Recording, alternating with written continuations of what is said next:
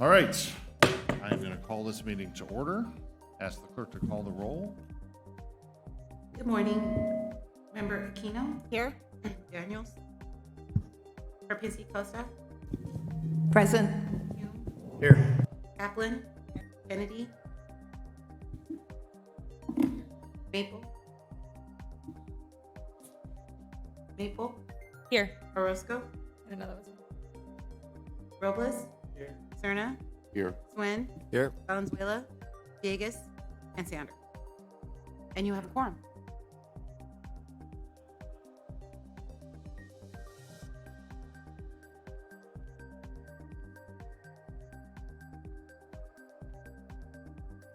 Allegiance to the flag of the United States of America and to the republic for which it stands, one nation, under God, indivisible, with liberty and justice for all.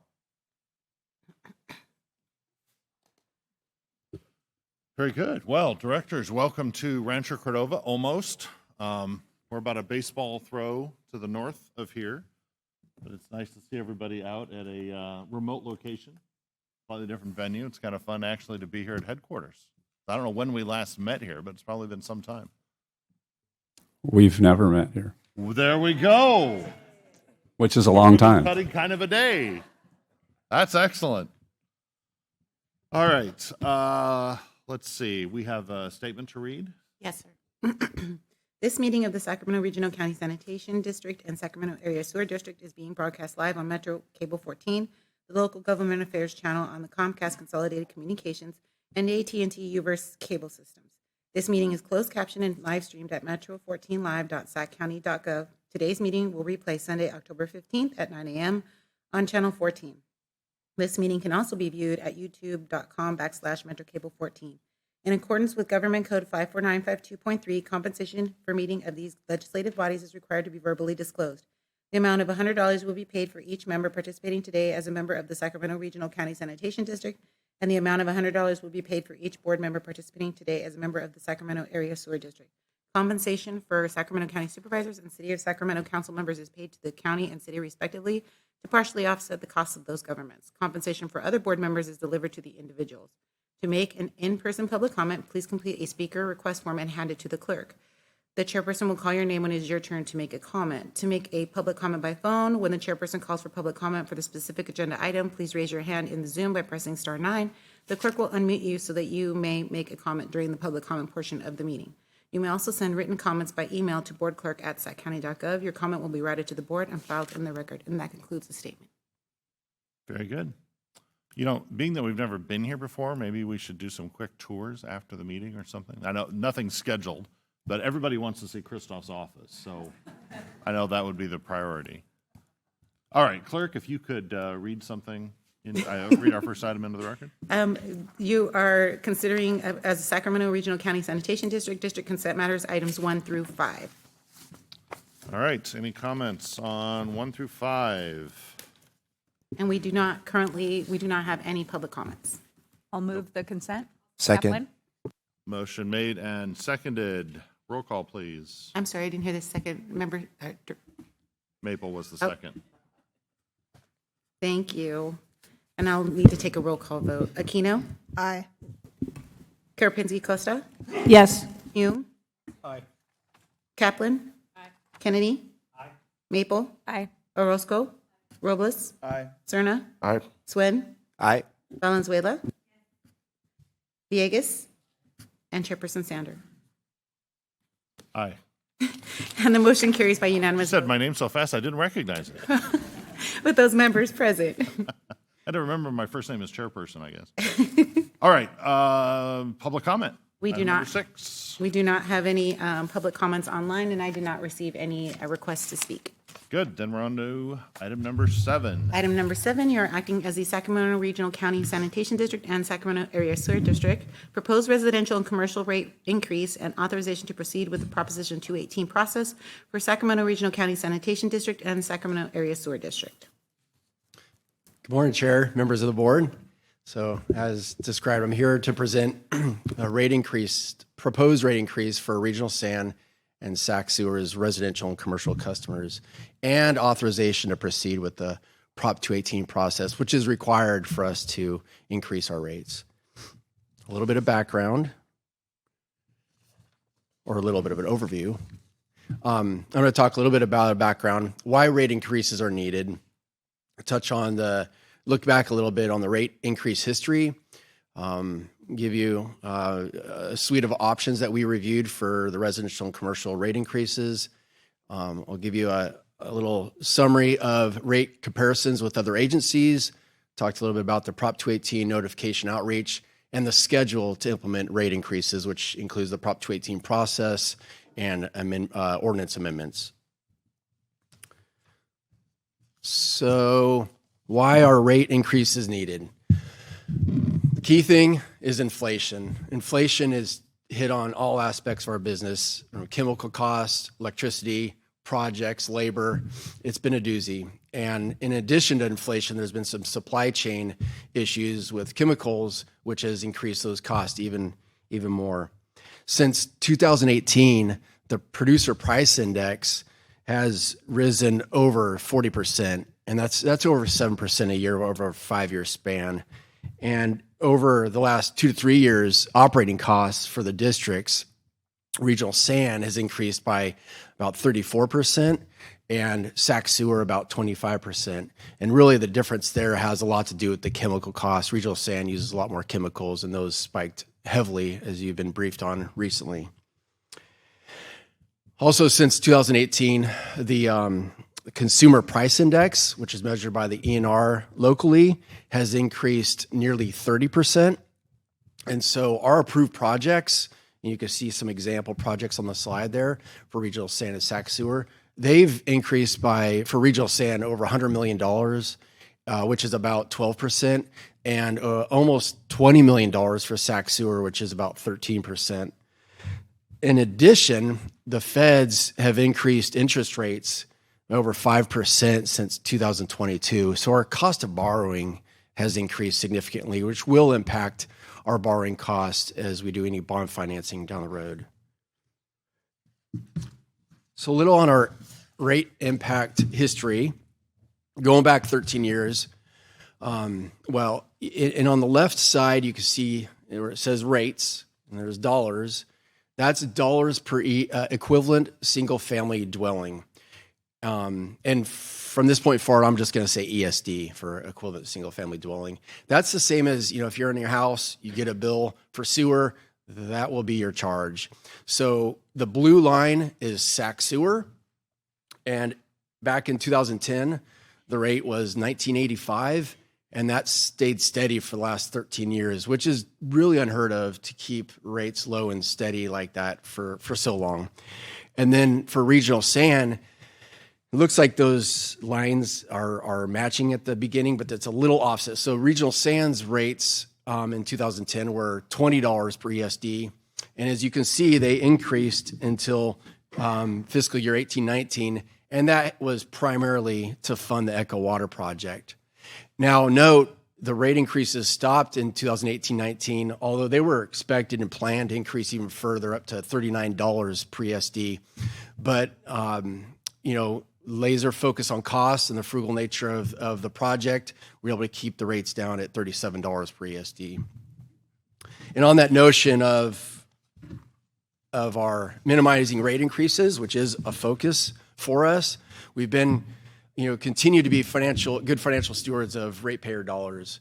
And I'll use that example again of the Echo Water project, where that cost us about $1.7 billion to build.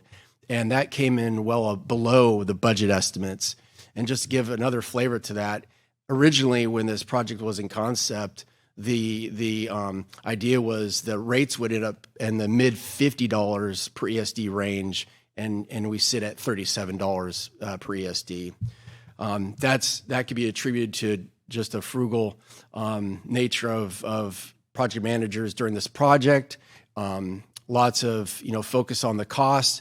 A great environment for borrowing because borrowing interest rates were low at that time. So a number of things factored into that, but it's a really good story. Implementing asset management. This started in the early 2000s, and we're starting to really, we've realized a lot of gains and successes from that. It's significant savings in the operations and capital costs, with the focus on doing business case evaluations and looking at life cycle costs over a long period of time. Being innovative in the industry, we're known as an innovative organization. We get pulled into those discussions and forums consistently. For example, we do have a collaboration and innovation team where their charge is to really solicit ideas for innovation across the organization, whether it be for business processes or equipment or whatever it may be to help make things more efficient and productive. We have, optimizing processes and resources. We're always looking at new ways to do things better, anywhere from long-term planning with our strategic planning, brainstorming business initiatives, to really our daily routine. We have groups in our operating departments that focus on optimizing business processes. And then securing grants and low-interest loans. We've been real successful over the years in securing large grants and really low-interest loans. One example is the Harvest Water Project, where we've secured over $300 million in grants. And that's really been a game changer for us and for our ratepayers. So, talk a little bit about the options that we looked at for the rate increases. And they're all set up to enable us to pay our expenses, to maintain our adequate reserves, and also our debt coverage ratios to meet our bond covenants. Those are the key three factors in how we set our rates and have a minimum threshold for our rates. So we looked at three options. First option is more, and let me back up. We looked over a 5-year horizon for all these options. So over 5 years, what can our rates look like to be, sustainable for the next 5 years? Option one is front-loaded, so it happens in the first 3 years of rate increases, and there isn't anything for years 4 and 5. And then option two is a little bit of a hybrid of front-loaded versus back-loaded, kind of a mid-range, where it's spread over 4 years with nothing in year 5. And then option three is the most back-loaded we can go over 5 years, and it is spread across 5 years. So you all have attachment A, which provides you a lot of numbers and a way to compare each option. I'm going to jump into each option and it kind of touch on the numbers, but it's going to be hard to really compare each option as I go through the next couple slides. So the attachment that you have might be easier to compare. So option one, which is our recommended option, is a 3-year rate increase. So this is really the steepest in the first 3 years, but is the lowest total when looking at a 5-year horizon. As you can see, for both districts, the 5-year total is $1,750. So breaking it down for regional SAN, July 2024 rates would go up $3.50. The following year, another $3.50, and the following year, $3. And then for Sac Sewer, the same schedule, the little different rates. It'd be $3.24, $2.50 and 25, and $2.26. So the next option I'm going to run through is the 4-year option. This is spread it out a little bit longer. Mr. Chair? Yes. Mr. Chair, question? So you said this is the recommended option. Yes. You didn't really tell us why. Yeah, I'm gonna go into the why here in a couple slides. Is it a rip the Band-Aid off? I don't know. It's more of just kind of the sequence where I'm just going to describe. But okay. I could jump to that. I could describe why this is recommended right now if you want to. Okay. So the recommended option, 3-year option, the main reason for that is, for our recommending that, is it's the lowest overall rate increase over 5 years, and the final rate is lower than the 4 and 5-year options. It provides the strongest level of reserves after 5 years, And it gives us some flexibility if need to be to adjust in years 4 or 5. So the Prop 218 would be for a 3-year horizon. And we going out 4 and 5 year, it gets less and less accurate over time. And, and things are unpredictable and there's some unknowns and things that might be unforeseen. So it just gives us a little more flexibility in years 4 and 5. And it is kind of alluded to that. It's a shorter time frame for the plan increases. So in terms of the likelihood that we'd see a future necessary rate adjustment, can one discern that the further we go out, the more likely it is?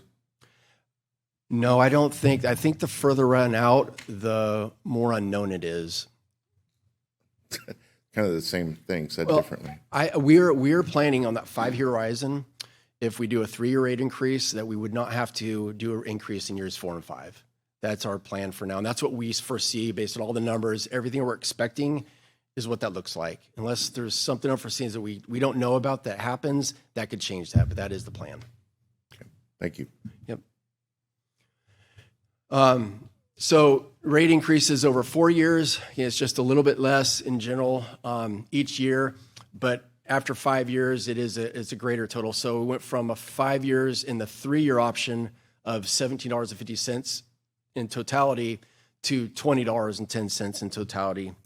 And then our 5-year option, which would be increases each year for the next 5 years, would be $21 for that whole time frame.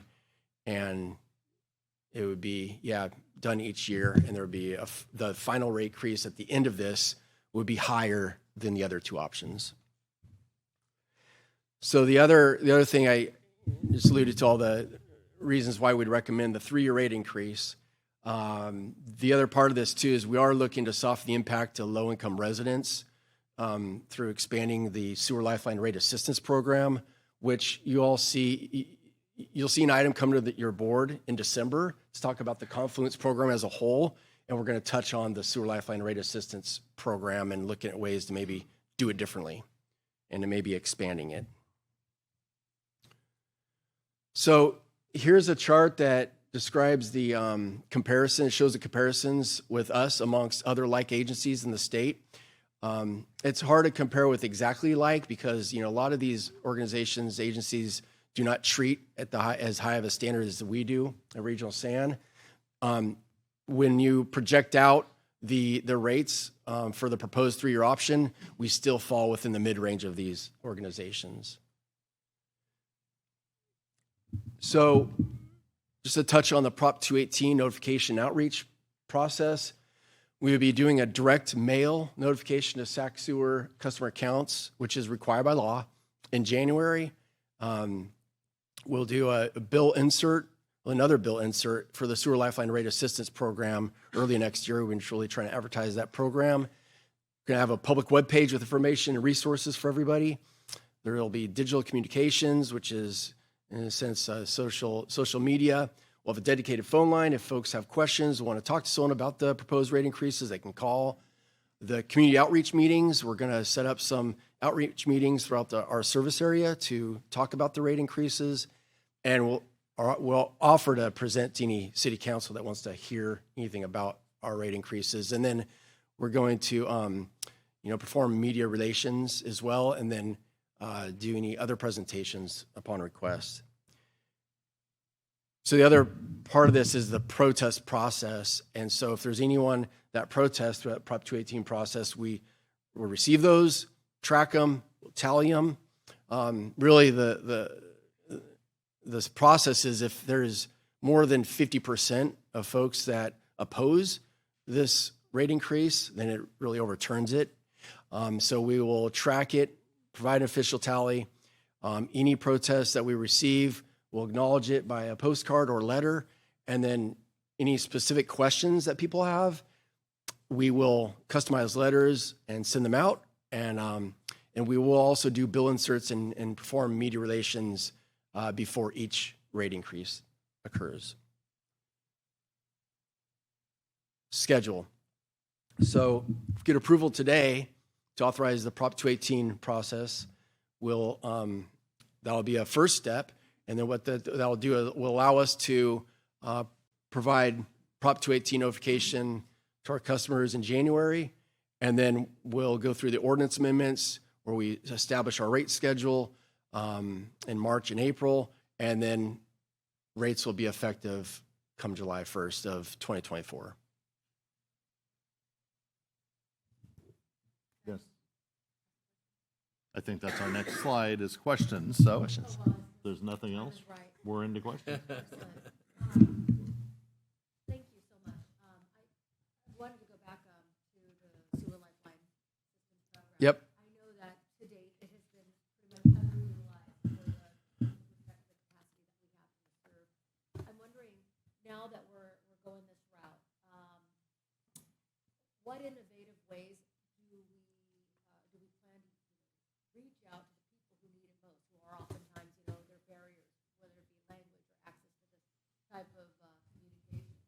I'm wondering, are we going to work with nonprofit organizations that do direct services? Are we planning to use different languages or reach out? Yeah. You could give a presentation to our city council members, but at the same time, a lot of folks who need this information will be watching. Right. And I think that's a good question. I'm looking to Christoph and Tepa, who implements the Sewer Lifeline Rate Assistance Program, and even Nicole, who does a lot of advertising for it. So and maybe I could turn it over, but we're definitely open to ideas and thoughts about how we can expand it. We are doing notifications and trying to get the word out because we do want to reach the folks, low-income folks, and so they know that this program's available. But, Yeah, I'll just add, go back up a little bit. We have a person that is responsible for the program, kind of implementation of the program. They do a lot of just interaction with the customers to get them signed up. But there is no reason that we can't do more on the outreach part. And we really would be looking for, we may have some thoughts on this, but suggestions from all of you as well as to how to outreach better. I think the program definitely is underutilized in the sense that there's probably people out there who are eligible who are not signed up. One of the challenges we have is with rental properties and how you basically have to show that it's not ending up with the landlord, essentially.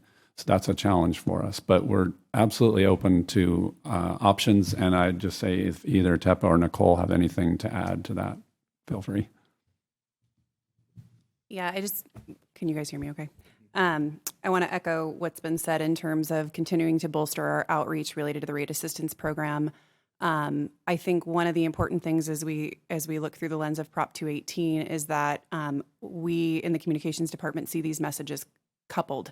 So the rate increase is coming, but please know that we have this program available. So in terms of this project in particular, I see these messages as coupled.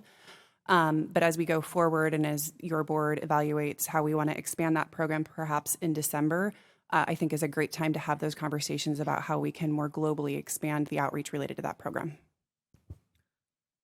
Well, I find, is my mic on? I find that oftentimes direct service organizations are fantastic when it comes to reaching out to the communities that need this information the most. For example, in West Sacramento, we have the Yolo County Children's Alliance. They do a lot of service. I just think that we should think very creatively because there are folks, I mean, we could lay our head on a pillow tonight and be comfortable that we can do a rate increase because we have this resource that's available, but if nobody's getting it, then clearly we're doing a disservice. So, and also, I know it was like around $3.50. Was that what the $3.50 was blaring in my mind as far as the lifeline assistance? Is that the amount or is it different? It's $175. Is that right? Per year? 150? Yeah. 150 for Regional Sun. It's about 150 per year for Regional Sun customers, and I believe $20 per year for Saxua customers. Do 175 a year. So a total of $170 if you're in both districts, and that's for a year. Do we plan on keeping that stagnant, or is there going to be any augmentation to that? That's the discussion that we'll have in December. if your board chose to, there is room in the Confluence program to spend more on this program. So not only could we do more outreach, but we could also increase the amount. And that was the intent of that bullet, really, was to say that at least to some degree we could offset some of this increase for our lowest income customers. Thank you. Let's see, Director Hume. Thank you, Chair. So I think, first of all, I can start off by saying that none of us like to contemplate raising fees, and that goes for those of us sitting on the dais as well as staff. So we'll stipulate that. And I think that, I'll also concede that everything you're saying as far as the justification, the reasoning behind this, everything in this world right now in this inflationary economy is getting more expensive. So I understand the need to do this. I guess where I start to get a little raw about it is that years ago, in contemplation of the Echo Water project, we approved a rate increase structure that got us up into the 60s. Now, fortunately, the project came in ahead of schedule and under budget, and we didn't need to go forward with that.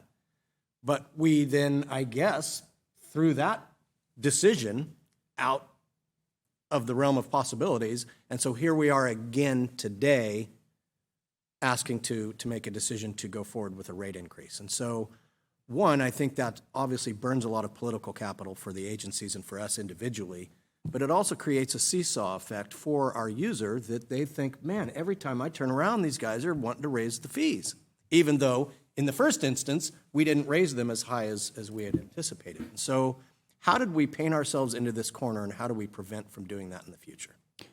Well, I want to offer one clarification, and that is that your board never approved the rates up to the $65 level. That was a projection based on the initial cost projection of the project. As we moved forward, we methodically stepped through, and ultimately, because it was cheaper, we never actually had that rate approved. We did back off. We had a approval up to $39, and we dropped the last 2 years. There was like $1.50, something like that, at the end. So we did drop back slightly. As far as the projections go, you can look through our long-term financial plans. We look out 10 years. Every year we go out, so it rolls 10 years out. And the assumptions have just changed dramatically in a short period of time. It's nothing that I have seen in the past, frankly. So we continue to do those long-term financial plans and do our best guess at what our numbers are going to look like in the future. But I think that's partly just a factor in what's happening right now, is just that things have changed so much in the last year or two. I would say one other thing, and that is that the process that we go through is annual. So every year we're going to come back and look at this rate and make sure that it's the appropriate rate, in the hopes of actually being able to reduce or stay flat. Obviously, we'd have to go through a new Prop 218 process if we were to need to increase. But that's a history that we've had. Even though the rate increases are in place, we will always do a verification each year. So I appreciate that clarification, and I think what I heard in your response there is that we only received authorization from the voters to go up to $39? Correct. And then did we literally go through a legal process to undo that last $1, and a half, whatever it was? We went the process of amending our ordinance, because in the ordinance it listed out each year of the increase, and so it was showing those last 2 years going up to 39. When the board took the action to change those from 39 to back to 37. That was the legal process we went through. Okay. And that would have been in year 3 of those increases. So there was still 2 more out there. So again, I recognize the need to do this, and I think the unfortunate thing is we have been prudent to hold our rates low for so long. But it's like back in newspapers, and for my colleague Mr. Robles, newspapers were things we used to you print the erroneous headline on page 1 and you print the correction on page 3. And so we've got a story to tell that we have been good fiscal stewards, but all the voters are going to see is here we are again asking to raise rates. And so it's just unfortunate. But that won't sway my acquiesce to go along with it. It's also the political reality that you get a lot of heat for sort of an increase, and you get not so much benefit for a decrease. That's right. These are not commensurate. I'm just going to start at my left here. So, Phil? Yep, thank you, Mr. Chair. So I have a couple of questions and a couple suggestions. The first question is, can you remind us what the statutory timeframe is for the 218 noticing and voting? How many weeks? How many days? So, oh gosh, I'm not sure. I just know the schedule we have. I'm trying to think about, I would turn to legal on that. yeah. 30 days, 45 days?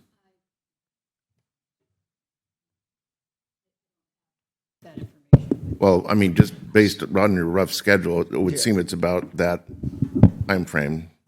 So I know we go out in January for the notification for the Prop 218. I believe it has to be done at minimum of 45 days Okay. before the ordinance and before the public hearing starts, so they have a chance to respond. And then there is a 30 days or there's a window there for the public comment period.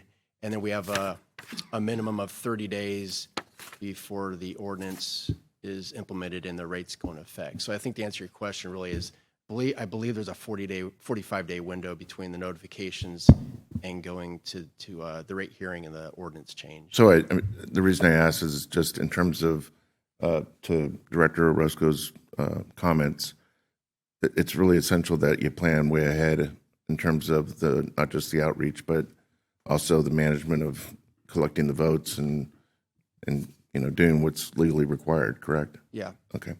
And then second question is, has staff looked at any of the other sister agencies and what rate increases they're proposing so that we understand kind of the collective impact on ratepayers, not just for Sac Sewer Regional Sand?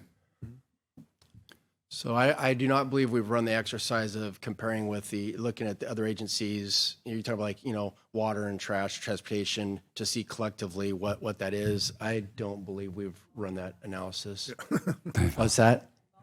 Yeah, true. Well, but yeah, my point should be obvious, right? That, I mean, the ratepayer is looking at it from the standpoint of how does this, especially the fixed income ratepayers, looking at what's the total impact to my monthly budget, right? Yeah. So I think I know it's it's probably a lot of work, but to the extent that we can do at least a little bit of that in the future, I think that would help us understand the context of this a little bit better. And I would say the same thing to water and garbage collection and everyone else, because that's just not the way our constituents look at it. We look at it agency by agency and subject matter by subject matter, but yeah, we can certainly do that, and just we have a comparison of like agencies for wastewater, and then we could also have a totality of what that rate is across the board regionally. That'd be good. I would say that because we've got the water districts there's a lot of water districts or water purveyors in the region, a lot of different service areas. What we could do is just collect sort of a sampling of those. It looks like garbage is going up by this much, water's going up by But by can this you work much. with Cubs to kind of get the data, all from one place? We could get information on the county services, yes, that they're providing billing for. Right. Absolutely. Okay. Two suggestions. One is to work with the Area 4 Agency on Aging to help get the word out. And then again, to Director Orozco's very good point about working with nonprofits, Meals on Wheels. Okay. Thanks. Thank you, Chair. I appreciate Supervisor Cerna's comments regarding the aggregate. It's like building fees and permitting fees. We always look at one at a time and never look at the totality of, when they get together.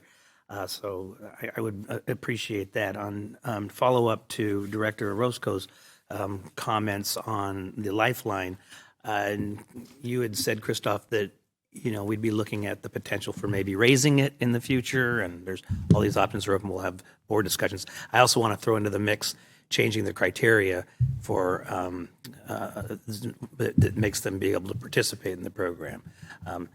They're going through the same things we are. We're driven by inflation, so are they, and so not just giving the same pool of people more money, but I'd like to look at it. Their criteria we can look at to grow that pool.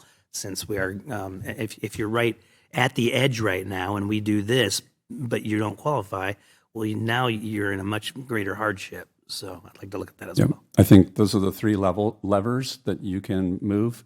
Right. The one thing about the one that you just mentioned is, could you mention it again? I just drew a blank. I'd just like to look at not just increasing the amount of money to the same pool, but maybe increasing the size of the pool. Right. So the one thing about that is that I think before you do that, you try to do better outreach and get more people. I'm not disagreeing with that. Yep. So it's kind of maybe that's like even the fourth lever there. But all of those are on the table. It's really a discussion to see where we want to go with the program. Okay, thank you. Yep. Thank you, Mr. Chair. Thank you, Mike, for the presentation. Just two quick questions. I'll be brief. One, I think it would actually be helpful for some diagram sort of demonstrating or projecting out what the actual costs or what you project the costs to be relative to associated inflation and the chemicals and all the other kind of cost of borrowing. I mean, what does the next, say, 3, 4, 5, 6, 7, 8 years look like in actual dollars, right? So if we are trying to somehow address that with a specific rate increase, there has to be some level of projected associated cost with that to right size it. And so it would be helpful for this board, I think, to have those numbers in whatever projected form you have them so that we have some semblance of what we're trying to achieve. And then I guess the second question is, for those of us that do not, are not part of Sac Sewer, obviously the conversation around kind of creating this one entity is right around the corner. So I just want to make sure I understand how the associated rate differences will be reconciled, or what does that mean for those of us that are not part of Sac Sewer when it actually happens, or is there any actual? It won't change. It'll remain the same. The naming will be different. It won't be Regional San, and it will be Sacramento Sewer District for the whole, for both districts. But it's going to be a collection and a treatment and resource recovery, and that's what it's going to show on the bills as well. But the rate base will remain the same. So to represent that in layman terms to the constituents who are trying to understand what this additional rate increase is on top of all the other rate increases that folks are getting, what would be the best way you would suggest to represent that? For folks in West Sac who don't have collections, I would just be coined as treatment and resource recovery. Okay. And sewage treatment and resource recovery. That'll be how it would be coined for those folks. So we're gonna have to, like you're saying, we're gonna have to draw that bridge from Regional San to that. Exactly, And we're because gonna people have are to right, because figure it's out how to do confusing that. for folks who don't know the difference that the collection piece is separate, and so that would be so they're going to see, I would imagine, the documents that are going to be provided. But I think you bifurcate those issues in jurisdictions that don't have. Yes. Okay. The outreach materials will be tailored to the customer. There has to be very clear that, because they're two different zones of benefit. So if you're in both, then you're going to see both of them. But if you're only in West Sacramento, for example, then you're going to see what Regional San costs are. They have to be able to see those separately. Thank you, Mr. Chair. Thanks, Mike. Appreciate the presentation. Just a couple of questions and support for some of my director comments. I want to echo Director Cerna's comments of seeing the totality, because I know at the City of Sacramento, we're looking at rate increases, DOU, other things. So I think transparency is kind of the key, so that, because I'm really cautious for those who have been most impacted by inflation as well as fixed income. What does it mean to them, and allowing them the time to plan it out, because they need that time. And the more we educate them that a lot of things are coming, they have the time to look at it. And then that goes to what Director Kennedy looked at. Being new, I'm not quite sure how what the criteria and how everything fits. But when we look at who qualifies, I think it's especially relevant when you've talked about rate increases. If we haven't adjusted who fits within the criteria, we're actually leaving more people behind because we should be adjusting ours along with the inflation, because that just means, there are more people out there. I don't know how all of that fits, but I do want to echo support for looking at that and seeing it more in a comprehensive way when we need to make that decision in December. Yep. And then I think you do this, but what languages go out with our notices? So far, the rate assistance program has been communicated in English. With this Prop 218 process, we're also going to be providing the materials digitally in Spanish, and so that rate assistance information will be available in Spanish for this and then going forward as well. So what about, in my area that I live in, I have 50 languages. So what about those who are Punjabi, or Hmong, or Tagalog, Ukrainian, are refugees? Like, that's not going to mean anything to them. And those are, and for me, those are the populations that I look at of one, I know that's partly who's the outreach. How can we give you the information that you can go directly to the communities who are receiving assistance? But how do we, if we're putting inserts, is there a way, even just putting one line, if you wish to receive more information about this, in your language, and have it where there's a line that they can call in and hear a translation in their language? Because I know that exists.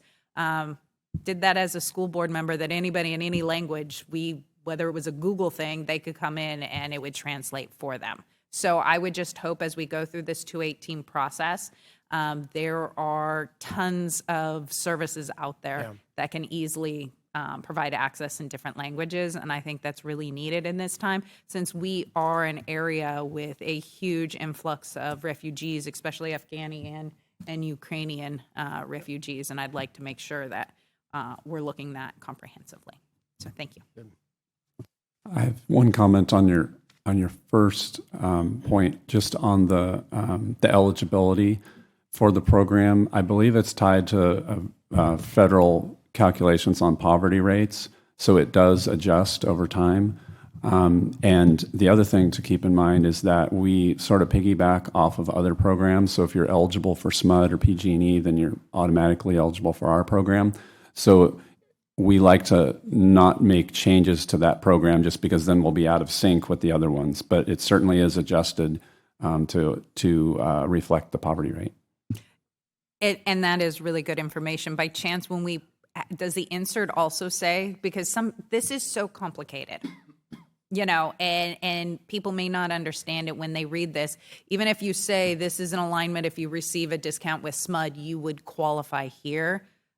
Just think about those that just don't understand the process and don't understand what all of this means. The context and the transparency, and as transparent as we can be, really matters. Yeah. So I don't know how best to do it. I just know I hear from people all the time that don't quite understand, what it is or how they do it or what's the step-by-step and what does it mean for them. Having that ability to be able to call something, walk through it would be helpful.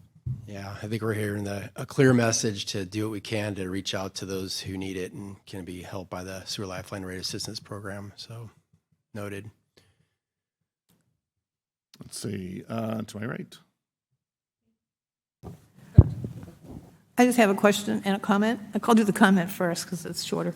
The outreach, I'm on the Mosquito Vector Control Board, so we do a lot of outreach. And the most effective outreach are these come to the city council meetings and community presentations. And I will help in my city of Citrus Heights in any way I can for you to get to the various community groups. We have 11 neighborhood associations that meet on a regular basis. We have the wonderful Sentinel online paper, which I'm happy to write an op-ed supporting the rate increase on. Okay. And so I'm happy to do my part in my city. And that's my recommendation as my city, at least. We love public out. We always look for speakers. SMUD comes, water comes, everybody comes, garbage went up. Everybody comes and talks to us first about the rate increases. My question is, how are mobile homes billed? Do they bill through their lot space rent, or do they get individual sewer bills? I don't have that answer. We can certainly get it for you. We've been looking into that a little bit in Rancho Cordova. It might depend on the organization of the park per se. Yeah. That might vary. Okay. That's my guess, but we'll Yeah, look. We'll look. Although I would say, without going so much into details, most mobile parks are built as a whole park. So the homes are not So it's one giant bill for the main person who runs it? right. And so And then even for he kind of pushes that they expense out to his bill out rents. Okay. to their renters or homeowners. And so even for the Sewer Lifeline program, we go through the same way. If a resident asks for the program, then they have to show us that the landlord allocates that cost to them. Thank you. So when you talk about outreach and the inserts in the monthly bills, for cities like Folsom, where the regional sand charge appears as a line item on our city utility bill, will those inserts still happen? And it's going to come from you showing that it's a regional sand increase and not a city of Folsom increase. Yes, yes. So we work with the contributing agencies to place bill inserts in those bills as well, in addition to Cubs. And I just want to make a clarification that Director Villegas talked about related to the advertising of this. So it won't be a regional SAN advertised increase, because by the time we do this communication, we will be merged to Sac Sewer, but it will be related to Sac Sewer's treatment and resource recovery charge. Got it. Thank you. And then my second question, with the Lifeline Assistance Program, that $150, that is a rebate, if I'm not mistaken. Is it? At the end of the year or something, you get it? Yes, so for say customers in Folsom, they get a rebate for the whole year of rates. But for our customers who are billed through Cubs, they get it on each bill. Oh, they do. Okay, okay. Because that's what was going to be my question is, when we have that discussion in a few months, was doing it monthly rather than a lump sum rebate at the end of the year an option? But I didn't realize it was different for different communities. Yeah, I think it gets into the nuances of the different billing systems, but we're happy to do that as a reduction of your bill if it's possible to do. Okay, all right. Thank you very much. All right, thank you, Chair. So I had a list of questions and comments. Instead, I'm going to spend my time uplifting the comments of my colleagues, because I agree with them, and I think it's really important to hit some of these home. I agree with Director Kennedy on taking a look at the Lifeline program. By the way, thank you staff for giving me those resources. We actually hand those out at all of our community events. Everything that we go to, everything that we table at, we have those out, and I think hopefully there's been some folks who have taken advantage of that program. But I do think it's important to take a look at, are there other people that could be captured that are not? I represent 80% low income community, and I would argue I believe a lot of them are not part of the program, and that's partly not having knowledge of it, not knowing how to get connected. Perfect. And so I also want to uplift Director Orozco in working with community groups. Our CBOs are the ones that are working with our communities every day on the ground. We can really have an impact on that message. Yeah, I think it's maybe, I don't think it's unreasonable, but it might be difficult from a staffing perspective to get to every single one of our neighborhood groups to give presentations. And so unless we hire someone to do that, which I think would be a great idea. But if we don't have the funding, I think a great way to really amplify the message is to work with the groups on the ground who can talk to a lot of people. They're trusted messengers. I would also say working with faith organizations. I think we have 50 churches in my district, and they all have pretty large congregations that, and they're trusted messengers. So I want to say that. Agree with Director Kaplan on language access. I think that's huge. We have really, really diverse communities all across the region, and we need to make sure that we're reaching them in a way that they understand. And then also agree with Director Karpinski-Koska, again, on the presentations, but acknowledging that it may not be physically possible for someone to go to all of them. I alone, I think we have like 15 neighborhood groups and just in my district. So I'll leave it at that, and just really want to thank you for the presentation and for the work. Thank you. Very good. As for my comments, I looked at the chart sort of comparing us with some peers. And I see most people don't have, multi-year projections here, but the ones that are here sort of range from 4% to 13%. And we come in at about 10. And that is, with the history of not having a rate increase for several years. So I can identify with the comments of Director Hume that this seems sort of necessary and unfortunate, but given the economic times we're in, the inflationary pressures we're feeling, I don't really see that there's much of an alternative here. And I can praise this agency for being very efficient in how we've done our operations in the past. With regard to this 218 process, this is directed at property owners who actually pay this bill. There may be unintended, consequences of that with regard to if you live in a mobile home park, for example, the property owner will raise your rent, et cetera. But the only people eligible for this sort of a rebate would have to be a property owner, is my understanding. Is that also, our outreach is then also directed at property owners, the 218? It's directed to property owners, actually the residents of the homes, but it's not for landlords. So you have two different things, though. There's the Prop 218 process, and that is by statute. You have to notify every property owner.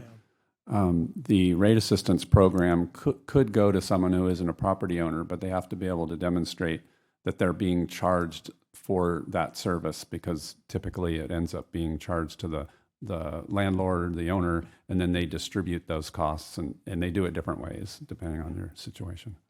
So I would suggest in Rancho Cordova, probably the best way to reach property owners and those affected would be churches, would be a major route, city, and our large community organizations like the Cordova Community Council. It probably has the best outreach of, I'd say, any organization, maybe in the region. In terms, Cordova Community Council. Okay. That's sort of our nonprofit of nonprofits.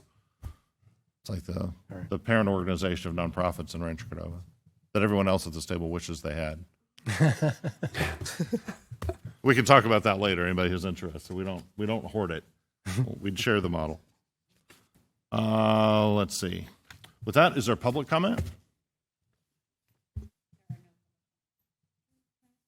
Clarification? Yes. This is for monthly. So for the 3-year option, the first year, it's $7 for your bill. We get billed every 2 months, right? So they're going to see an increase of $7 on their bill, correct?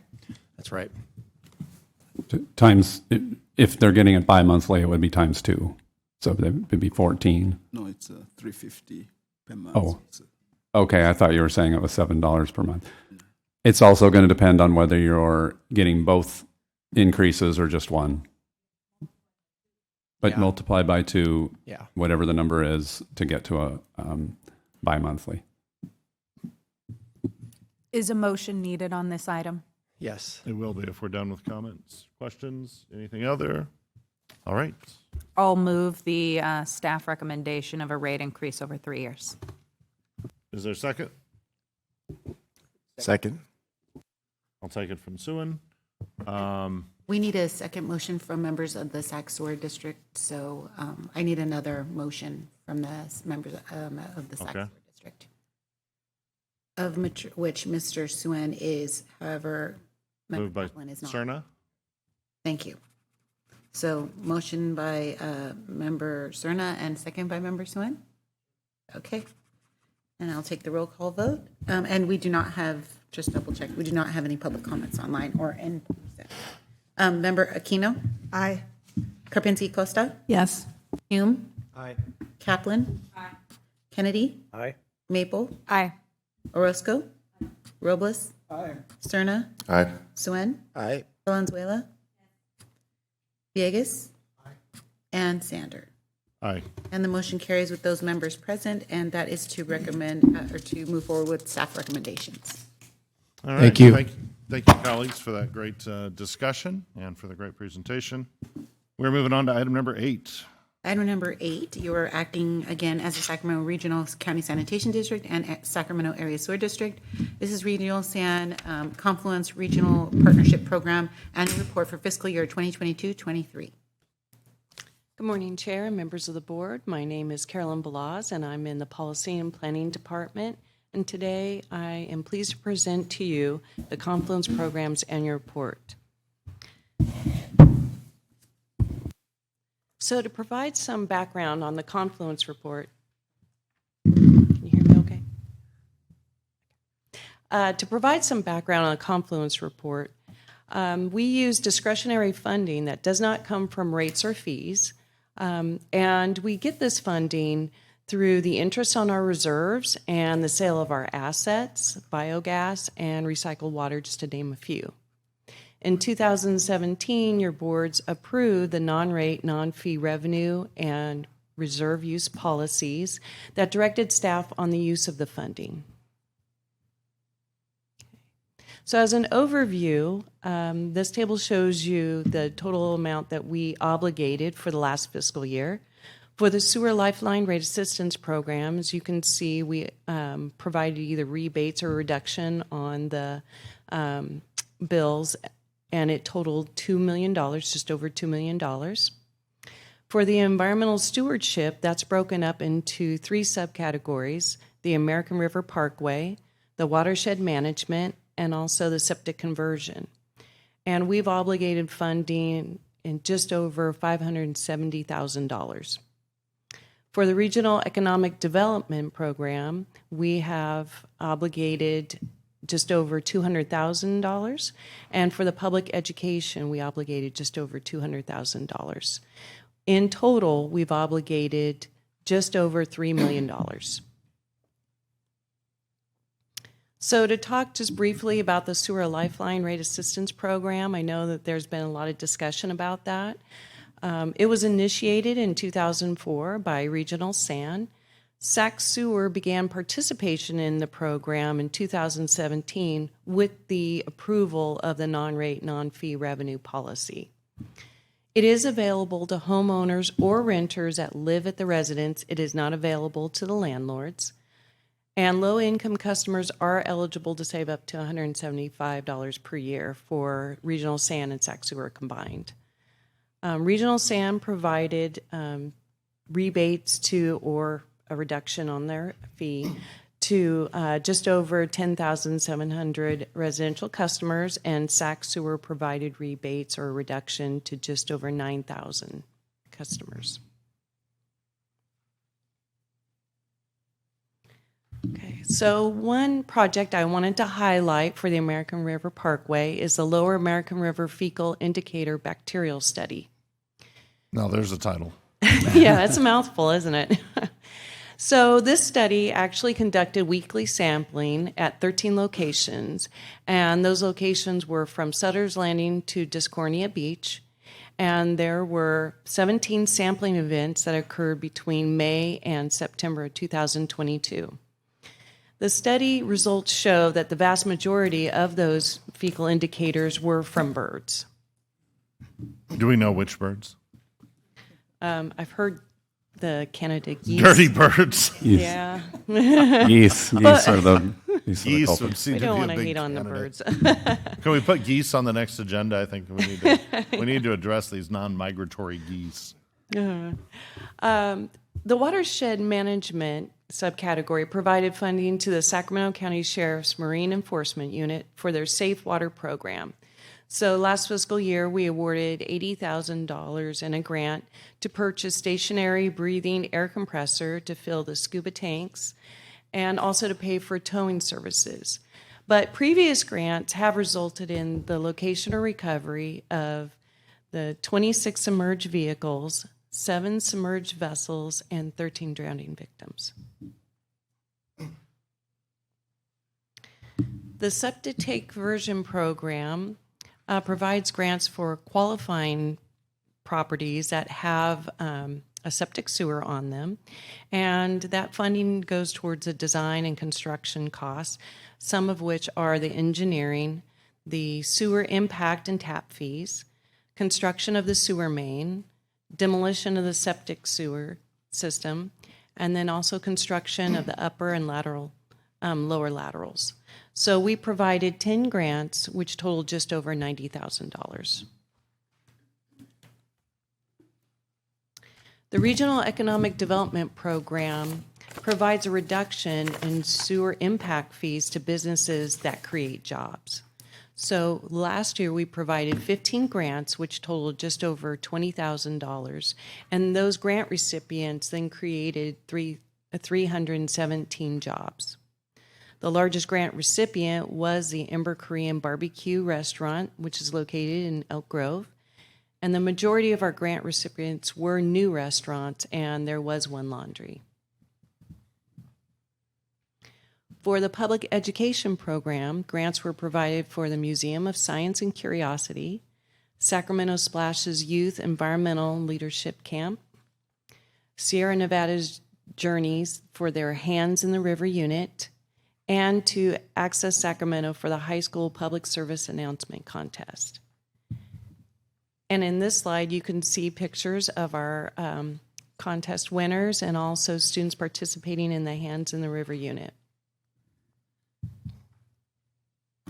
You will find this map in your annual report as attachment B, and it shows the location of individual and also sewer, service area-wide projects that received the grants, and it's color-coded so you know which program provided the grant funding. This year, we wanted to present to you the projects that have received multi-year grants from us. The first one is a North Area Sanitation Project. We provided 4 years of grants, which totaled over $424,000. For the Lower American River Fecal Indicator Study, we provided 5 years of grant funding, which totaled $444,000. And we provided 6 years of grant funding for the high school PSA contest, which totaled $16,200. And we have agreed to provide 15 years of grant funding for the Museum of Science and Curiosity, which will total just under $1.5 million. Now I want to go into some of the program developments. First, the Confluence program is recognized as a valuable grant program by our customers, by nonprofit organizations we work with, and other governmental agencies. Staff is continuing outreach to create awareness of the program and to promote it with our regional partners. And in December, we will be coming back to your boards to discuss revisions to the Confluence program for your consideration. And that concludes my presentation. Are there any questions? Mr. Chair. Thank you. Thank you for the presentation. I guess I have a series of questions as it relates to the American River stewardship component of the Confluence program. The water study you mentioned is 5 years. What year are we in of that? We just completed the 5th year. Okay. So what I would like to see happen, since you'll recall I was probably the most vocal in terms of making sure that American River environmental stewardship was a key component of this back in 2016-17. I note on the map, the project map, that at least I can only see one watershed management project located near Walnut Grove. When I was and others were advocating for the American River stewardship component, while the study arms us with valuable data, it was really so that we were more active in providing resources for what I thought was going to be watershed management of the American River. So it sounds like we have an opportunity in front of us, correct me if I'm wrong, to maybe moving forward use non-rate fee funding in part to do that. In other words, to be more active in terms of actually keeping the watershed cleaner, the water cleaner. That was the whole intent behind the stewardship suggestion. Yeah, absolutely. And Carolyn highlighted several of the projects that are in the American River Parkway. It's probably the most active in terms of the number of projects that we do, but we don't create the projects. We try to find partners who develop the projects. I don't know that we've not approved a proposed project in the Parkway. We do a lot of work with county parks, but again, they typically are the ones that know what they need done and need to propose those projects. But if you have ideas or suggestions or organizations that we haven't. No, I appreciate that. I mean, I think we're all well aware that you can't have too much cleanup focus on the American River Parkway these days in terms of active encampments, abandoned encampments, and the amount of trash and other nasty items that find its way into the water. So I'd just like to make a plug that we continue to stay focused on that because it's very, very much needed. Thank you. Yep. Thank you, Mr. Chair, and thank you, Caroline, for the update. Maybe just pick up a little bit on that as well. I just wondered, as I look at the map in the fiscal year 22-23, I just wondered if there's any attention or any focus on the other side of the confluence, because the confluence includes both the Sacramento and the American River. And I know the Sacramento River has its challenges as well. We want to be good stewards of that watershed. And so I know there's been some effort and partnerships to coordinate with the submerged vessel disaster that we've had. We've made significant progress, but there's a lot more work to do. The work doesn't end. And no pun intended, we need to get further upstream to figure out how these boats are getting out of the slips and ending up in our waterways with all the chemicals that get submerged. And I know there's efforts to work with some of the marina operators to get ahead of it, rather than the way in which we are seeing some of these vessels be deeded over to folks that don't have the means. They cut them loose and then they float downriver. And then when it's convenient, they walk away from them, they get submerged, and then they become our problem, and it's exponentially more expensive. So I wondered if we could maybe focus a little bit of attention on that, because the Sacramento River at the moment seems to be a focal point for that work. And I know we've had some success collectively in other venues getting state and federal support for that effort. But I think locally, if we can come to the table, we can leverage those funds to be much more effective. So I just wanted to put a plug for that, because that continues to be a huge challenge. And if we want to continue to be good stewards of our watersheds, that's a kind of an easy one that we can work together on. What we've found for these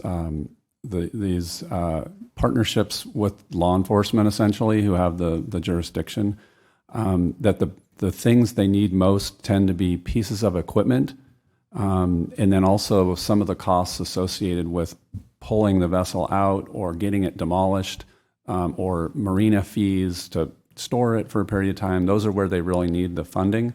And so they're kind of they come in pockets. Once they have that equipment, then it's not like an ongoing continuous use. But we have partnered with Yolo County Sheriff as well, and they have gotten quite a bit of funding, and we continue to look for opportunities there. Yeah, and they're working closely with Sac County. It's been a great partnership. Frankly, I think by putting some funds into the mix, it's created good partnership to really affect. Yeah, and I think they've even shared some equipment as well.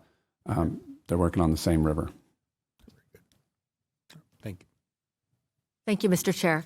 I just want to commend my colleagues, Director Cerna and Director Villegas, both of whom have, as well as others who have championed the efforts to make sure that our river and our waterways are clean. I know that I personally have been out there picking up trash on the West Sacramento side of the river as even a minuscule effort to make a larger impact. But I also wanted to look at, I was looking at the project map where it says individual and service-wide area projects that have received Confluence Program grants. And I'm glad to see there are so many, but I'm also noticing that there's nothing on the West Sacramento side. I know you saw that, Christoph, coming.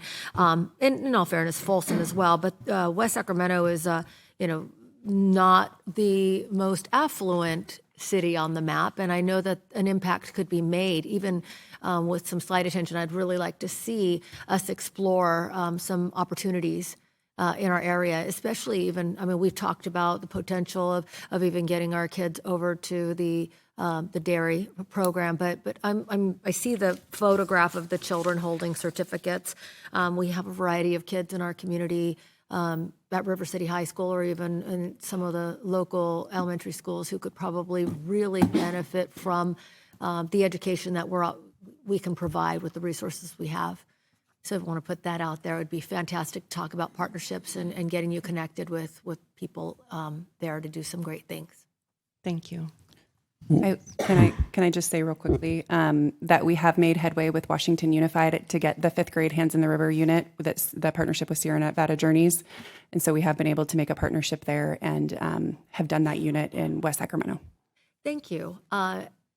There are so many. We have a group in our city called West Sac Kids Give Back, and it is wildly, and that's not necessarily the context. I'm just saying that for context, there are a variety of children, whether that be Boy Scouts, Girl Scouts, whatever group you name, but they are ready to go. And whatever types of programs we can imagine, I imagine I would be happy to help champion something in our community to get folks together to do something great. One thing I want to make a point about West Sacramento on that map is that a lot of the programs that can potentially help them are district-wide, and so you won't see that as a dot, but it doesn't mean that we aren't reaching, especially for like the rate assistance would be a good example. Septic conversion is something that we fund throughout the district, but because it's not in the Sacramento area sewer district, that isn't available, although I wonder if the regional sand part would be, now that I said that. Maybe fees for regional sand would be part of it. But at any rate, there are some programs that don't apply because it's not Sac Sewer. It's only the regional part. Yeah, I understand. That's good. Very good point. I'm looking for a dot. Yes, a dot. We'll see what we can find. Other comments, questions? Go ahead. It's not on this item, but I just wanted to, because I forgot on the last item, to thank you for your outreach when you came to the city of Citrus Heights with your little truck, and kids could get on the truck and go down the manhole and look through all the pipes, and so I thought that was really a neat outreach program to bring the truck to the city, and we appreciate you coming. Thank you so much, and I'm sorry I forgot to add that last time. The rest of us may need some clarity on that. Kids and sewer pipes? Just with a TV camera. The TV. The camera. There we go. Yes. Okay. That was good clarification. No child labor laws have been broken. All right. Very good. Excellent. We'd like to hear that. Any other comments or questions? All right. Very good. I think we are going to move on to item number 10. Yes, sir. I'm sorry. 9. And we did not have any. Getting ahead of myself. We didn't have any public comment on item number 8. Item number 9 is the Regional Sand Sac Sewer 1 District Quarterly Report, October 2023. Excellent. Receive and file, but here we are. Well, good morning once again, Chair, members of the board. I'm here to talk about the 1 District Quarterly Report, and I'm here presenting along with Matt Doyle, who's the Internal Services Director. And so what is the 1 District project? I mentioned this, but just a quick refresher. It is a project for regional sand sac sewer that's made up of 3 initiatives to improve efficiency, help the districts become more efficient, and will emerge as a single entity. The first element is the legal merger initiative, and I'm the sponsor for that project, and that is merging the regional sand and sac sewer into 1 district, and that is expected to be complete as of January 1st, 2024. The staffing and support services transition project is transitioning the labor and support services from the County of Sacramento to the districts, and that is expected to be complete January 1st, 2025, and Matt Doyle is the sponsor for that project. And then there's the cash reserves and investment initiative, which is moving the cash reserves to the districts, and then also the investment management and the treasurer, and establishing a treasurer for the districts. That is complete. And the sponsor, the project sponsor for that was Tepa Banda, Director of Finance. So I'm going to dive in a little bit about the status of the legal merger, which is really, it's made up of three elements. There's the reorganization, which is combining the districts into one, and there's naming that combined district, and there's the finance authority, which is continuing an agreement that we have in place, given that we have two districts combining into one. So regarding the reorganization, that first bullet is actually incorrect.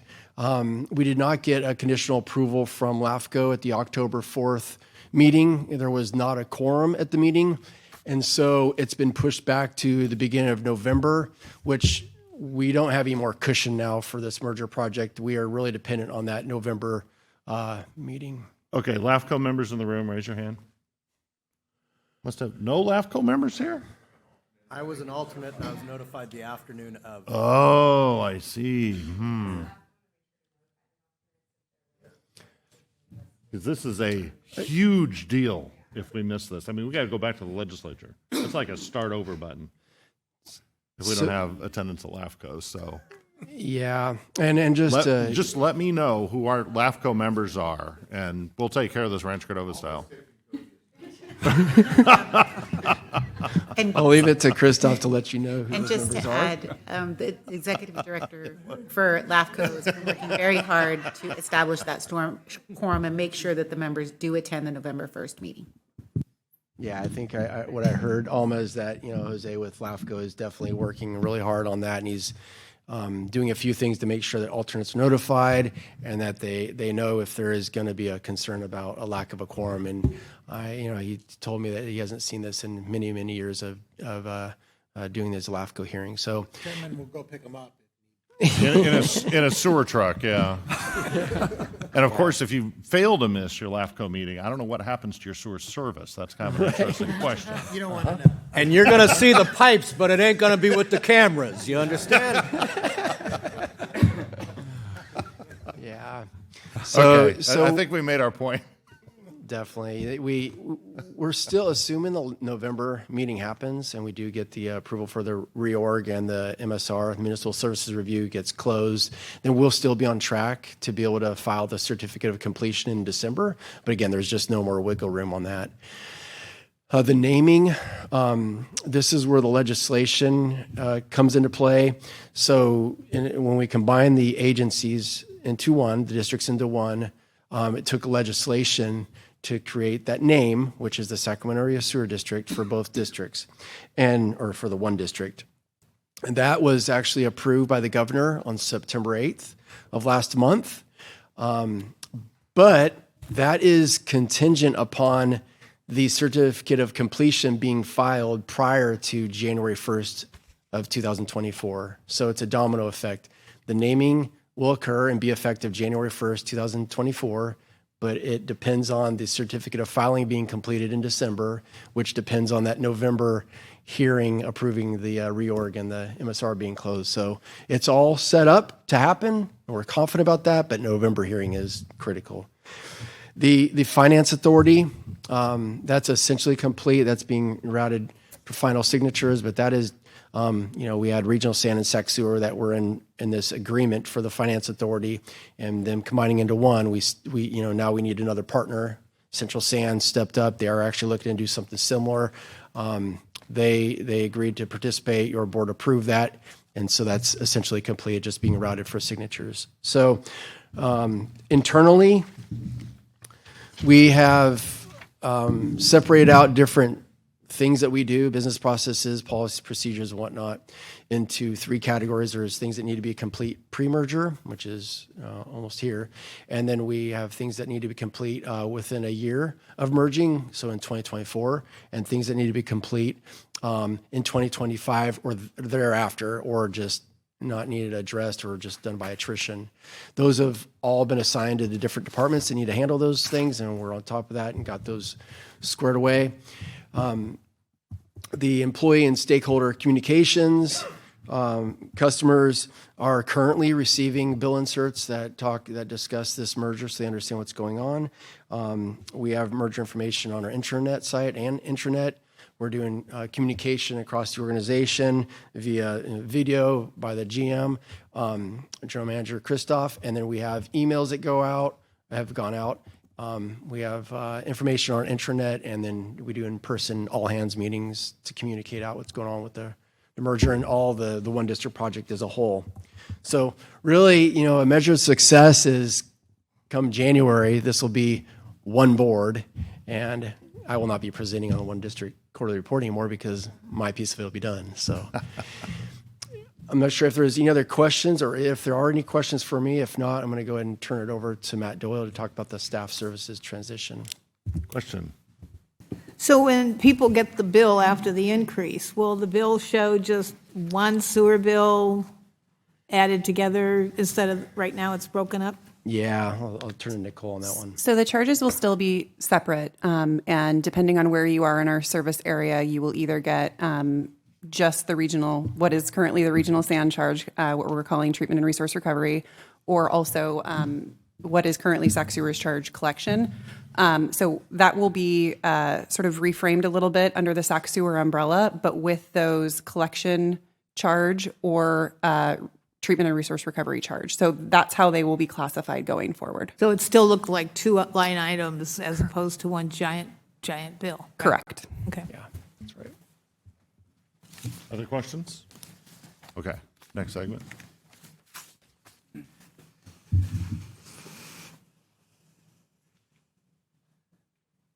Good morning, Chair, members of the board. I'm starting to think that I should have taken the merger over the staffing services. Anyway, my name is Matt Doyle. I'm the Director of Internal Services Department. Before I get started, I would like to thank Metro Cable and Clerk Alma.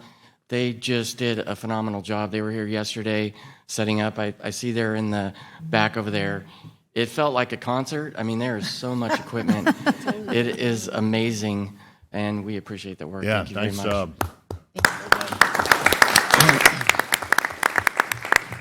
Thank you very much, but I'd also like to include our Department of Technology, Joshua and Chris Pickett. Yes. They are Okay. here also, and we could not do this without them as well, so. Yes. Well, after the merger, this could be our new home, so. Well, yeah. Well, Depends on how much rent the county's going to charge. We'll definitely move on. All right. So we are about a little over a year before our separation goal of January 1st, 2025. This year has just flown by, and I would imagine that next year is probably going to be even worse. There are so many things going on. There's so many plates in the air. There's so many complexities. There's tasks that need to be identified, which hopefully we have a laundry list of that's complete. We also have things that are tied to each other. A needs to happen before B. There's things that absolutely need to occur prior to separation as being a new employer. So I do have some good news. One of those major milestones is human capital management. We call it HCM. That is a payroll system. So that is replacing the county Compass system that we currently utilize. We went through a very long and lengthy RFP process. We are very complex. Even when we started doing the demos, some of them were not able to meet our requirements, even though they responded. So they were immediately kind of kicked out in a nice way. And then we had additional demos to kind of focus on our requirements. We have 150 classes. We have several employee units. We have 40 plus allowances and differentials. We have different retirement tiers.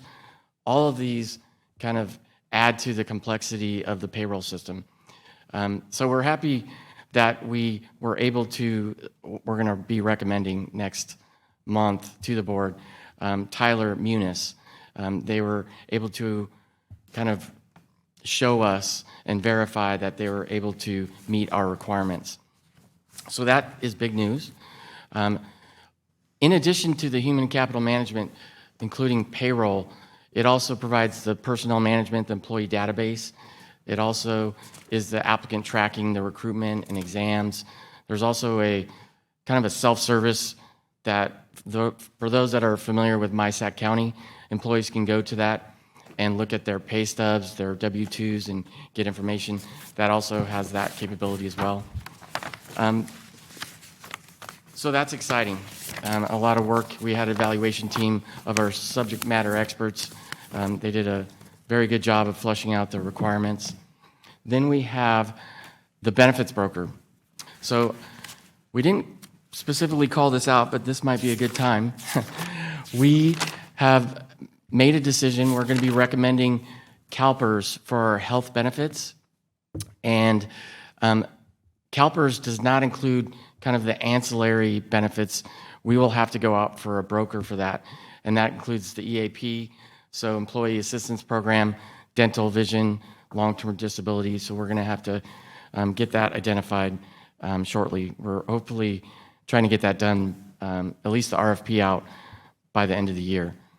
As a new employer, we're also going to need to select a vendor to provide our drug testing and medical screening. We need to have specific contracts directly through the district so we can get that information. Spoke about the HCM, the Human Capital Management. A component of the HCM that kind of goes hand in hand is the finance management system.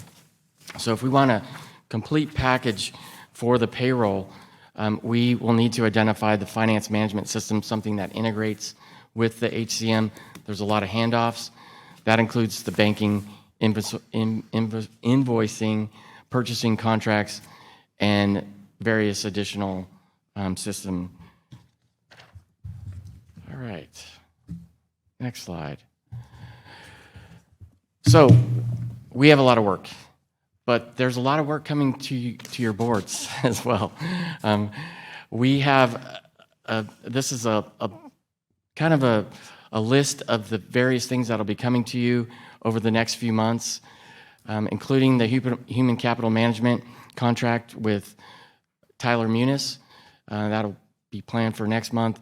We have the live scan vendor contract, the finance vendor contract, hopefully coming early to 2024. We have the benefits broker and the employer benefits contribution. We have workers' comp and risk management contracts.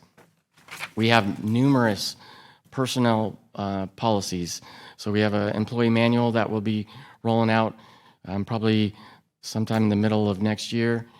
We have the CalPERS Health contract or resolution. We have the DOJ live scan. We have employee groups and employee benefits that we need to identify and bring to your board for the resolutions. We also have state disability insurance and Social Security insurance resolutions. Now, the Social Security insurance is dependent on a vote that will need to take place for the employees to decide if they're going to opt in or opt out. And of course, if they opt in, then we will have a Social Security insurance resolution to your board. And then we have the deferred comp vendor resolution for that coming probably later this year or maybe early next year.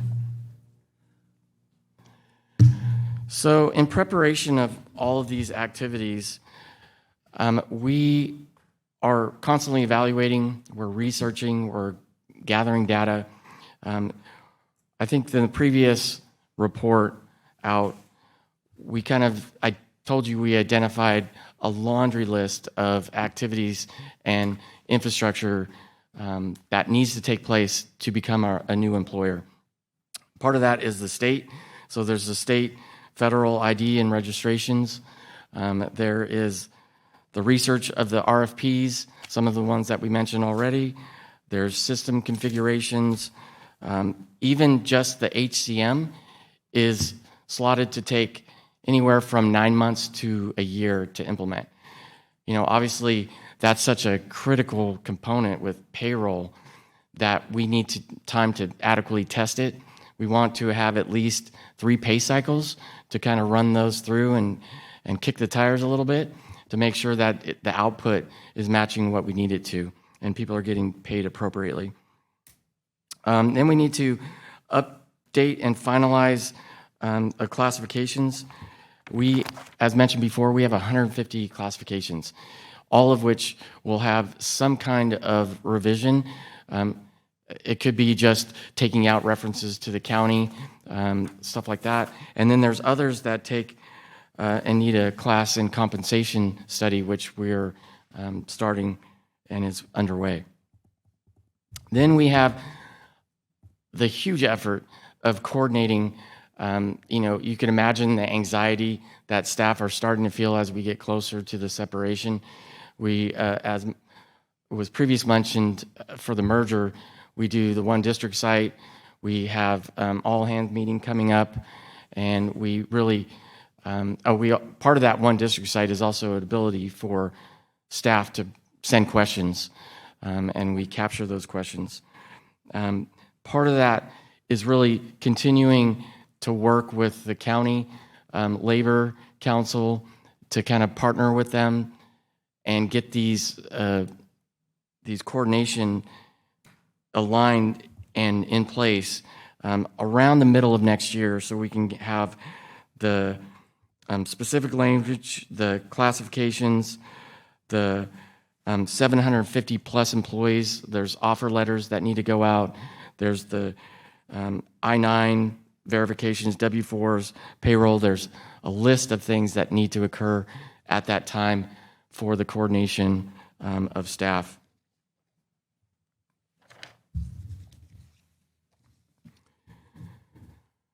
So as a part of that, we also, in parallel, have to make sure we're prepared.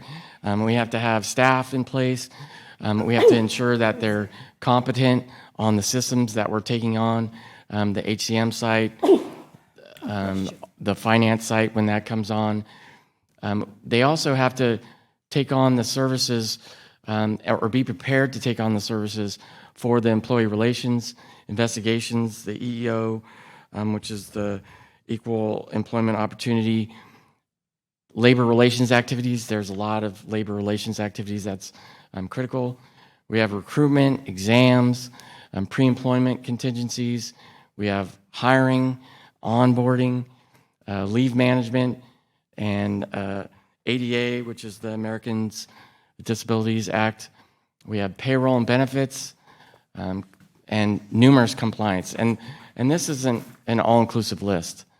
I'm getting tired just speaking of this. There's so much to do. It could be overwhelming. But we're doing a really good job. We have a great staff that is taking care of this. We do have the HR staff needed to develop series in preparation for the separation. We're having some difficulties getting the staff approved through the county. We understand their position a little bit, and I think we're having that communication of trying to figure out what our stance is versus their stance. I think we need to get staff in-house to help facilitate and get adequate staff, because it's kind of not sustainable at this time. We've been doing a good job, but as you can see, there's more and more coming on. So we've been kind of innovative a little bit to kind of figure out how we can do stuff. We've used contract staff. We've leveraged our consultants. So I'm going to pass it off to Christoph if he has anything to add to that. Yeah, I just want to really cut to the chase. You've heard from Matt that this is a very complex thing. It's a huge transition, and we want to make sure that our staff are feeling okay with this process, and they come out on the other side, and they're still our employees, and they're happy and engaged. And we are struggling with one issue in particular with the county, and that is a difference in philosophy over how the transition occurs. And essentially what we're getting from the county is that they want to provide the services to us essentially until the time that we turn over in 1/1/25. That does not work for us. As you've seen how complex this is, we need staff in our agency to start not only doing the research and building all these systems, but also developing the management capability so that when we are actually doing those functions, we can manage it well. And the key issue here is that we do not have any control over the positions. We need a few. We've identified 3 human resource positions, and the county at this point is saying, we'll talk to you about that in July of 2024. Well, it takes that long just to get the position. We won't have it even before the turnover in January 2025.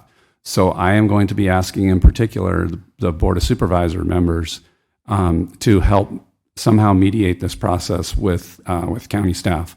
I will say we've been trying the diplomatic route for quite a while, and it's not really going anywhere. We will continue to do that, but I will be reaching out, and you may have already actually received a request for a meeting to really, the way I see it, is kind of a mediation to help us move forward. So just to add to that, in previous report outs, we said we had a consultant that was helping build a report on how we transition, what staff is needed. That report was sent to the county. RGS did recommend staff immediately to take on these activities. So that's just in addition to our perspective. I do think that their perspective, the county's perspective, would work of taking those services and continuing those services if we were just to continue those programs as is. If we're still utilizing Compass, if we're still utilizing the same policies, that would work. However, we're going to whole new programs, whole new policies. We need to ensure that our staff that are taking those on have time to be competent, to get them up and running, to test, and to verify. So that is why we're requesting staff. So next slide. Mr. Chair. Yep. Just a quick question, Matt. As far as, you talked about all the complexities and going to the human capital management and all the infrastructure needed. Do we have that in place now as an agency? I mean, is it literally, do we have the capacity to manage and make sure all of those different pieces are working? So we have, because we have not been allowed to have district staff, we've had to use contract staff. We've had to leverage consultants more than we anticipated because these timeframes are fast going past us. So we have a few, the HEM is one of them. We have the finance that we're going through an RFP shortly. We're doing a demo for finance. All of these things are building upon each other. So the current staff that we have, it depends on who you ask, whether it's enough. I would say it's definitely not enough, and it definitely won't be enough going forward as things keep adding to the plate here. Okay. If you're asking about the I'm not asking about the number of staff. I'm asking about literally the functions in place to be able to accommodate having our own employees. So the systems are currently in place, the county systems, and that's what we're utilizing. But in many cases, the county will not be providing that service to us in the future. So that's what the challenge is and that's why he's talking about the HCM, is essentially a replacement of a part of Compass, the county system. Right.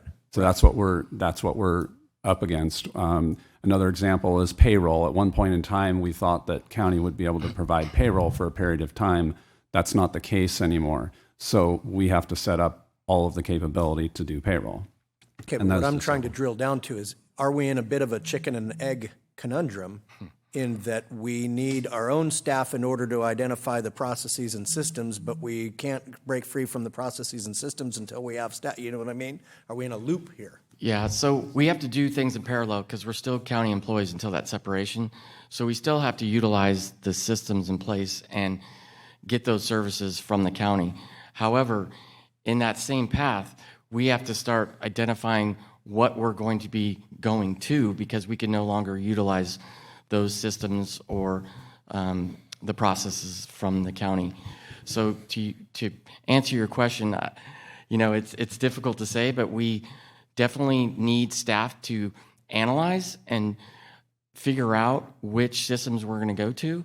And then we have to have, hopefully, that same staff be the ones that become competent with those systems. And then after the separation, they're the ones running those systems. So, we've made as smooth as possible transition. And I appreciate that. I guess I'm trying to say, if you had your druthers, because it sounds like you're looking for some sort of ask of the supervisors to work as an intermediary here. If you had your druthers to wave your wand at how this process looks, how do you get our own staff in place, by our, I mean the district's, own staff in place to manage this process in advance of ironing out all of the questions and some of the things that they will be asking? So the current county process is positions go through the county. They approve, it goes through the SRA process, and then it goes to the board for approval. They have been reluctant to get us positions. There could be sanitation district specific positions, or we can use a county class. Those are the two routes, but we just have been blocked, or they have not been supportive of getting us our own positions. Okay, those are the challenges or hurdles of the past. I'm asking you on a go-forward basis, how would it look to actually sort of get out in front of this separation and have our own staff? What do you need from the county in order to make that happen? The positions. The county controls the positions. Until we are a separate employer, then we can. We don't even need to create new ones. We can reallocate some positions we already have. So we just need the ability to take a position that's currently vacant and essentially reallocate it and basically call it a human resources professional so that we can hire into it. We currently have 2 people who are actually Department of Personnel Services employees, but they're embedded in our organization. We need a few more like that. We would prefer to have them actually in our department rather than in DPS. But even if they were DPS employees, as long as they're working for us to help us move forward, that's all we need. So I apologize if I'm oversimplifying or if I'm obtuse on this issue, but couldn't we simply have those current positions in their current classification doing the work, and we would come back and clean it up once we have full autonomy at a later date? The current classifications are not, they're not, number one, they're not in our department. Number two, they're not the class that we need. So they're not commensurate with the level of work being performed. Right. Okay. Mr. Chair, point of order here. It's a time check. We need to preserve it. We're right at quorum, and we have closed session, and council has told us that we need the quorum. So I don't want to be rude, but I'm just fearful we're going to lose the quorum here shortly. Yeah, I was going to say, and maybe to continue the conversation, maybe a subcommittee of a couple of the members who might be able to be helpful in this space. I think we were using a subcommittee to sort of flesh out some of the details early on, and I wonder if maybe reinstituting that might be helpful in this space. I'd be interested in outside contractors as well to fill this gap, if necessary. If that's the only option, bureaucracy won't allow something else to happen. Go outside. It's better than nothing, and we are doing that. But it's also hard, number one, to get people who are used to public sector HR. It's a whole different animal. And also at a management level, which is where we're starting to get into managing these systems. So I think I can finish this up in 1 minute. So the good news, we have continued services through the county, through MOUs that were in agreement with the county. They want to provide that service. We want them to provide that service. We completed on the real estate agreement. That is done. Fueling services agreement, that's through Fleet. That is under final review with the county. We also have DTEC, which helped us out. They're supplementing our internal IT. That's in final approvals. We have CUBS, Customer Billing Utility. That's under final review. We have CMID, Construction Management Inspection. That's under final review. We have possession and use of district assets in county areas. That is completed. And then planning and environmental review, that is under review. And then our final slide is the actuarial analysis. The district consultant and the SCRS had a consultant look at the actuary and generate a report. We met with the county, and Christoph will be meeting with the county in the next few weeks to see if we can come to an agreement with that. And then legislation, needs to occur as becoming a new employer. We need to ensure that our employees retain their SCRS legacy rights. So there's some components to that to make sure that that is maintained. Any questions? A quick question. Yes. Do we get our own attorney, or do we keep the county's? Yeah, good question. So we're analyzing that. For right now, we are using district counsel, which is from the county, and we're looking to see through benchmarking what other entities and agencies do. And it's kind of a hodgepodge. Some have their own attorney embedded, some contracted out, and some use a hybrid model. As of January 1, can we hire our own attorney once we're an organization? Yes, and could that attorney Yes, we could. negotiate with the We could. guys downtown? The plan at this point is to use the county for council services for a period of time and to work with them to develop our ultimate plan. We're always going to have contract legal services just because we have a variety of different topics that you can't be an expert on all of them, but that's our approach. All right, very good. With that, I think we are going to adjourn to closed session in the Sunset Maple. And just as a note, only SACSOR members would need to go to the closed session. SACSOR and board members only. Only SACSOR. Yes.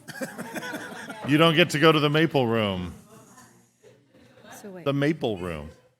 Well, Sunset Maple Room. All right, cool. Bye, boo.